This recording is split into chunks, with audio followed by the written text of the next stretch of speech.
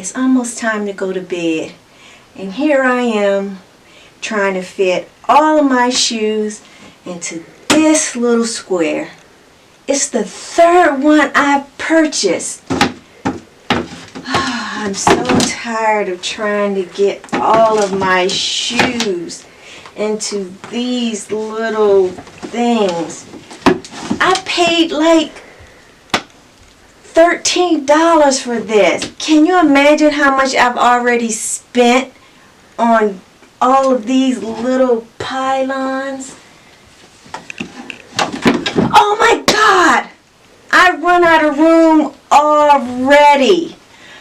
Oh, wouldn't it be nice if I just could find the perfect place to put all of my shoes?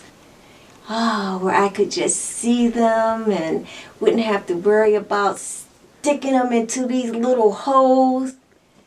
The perfect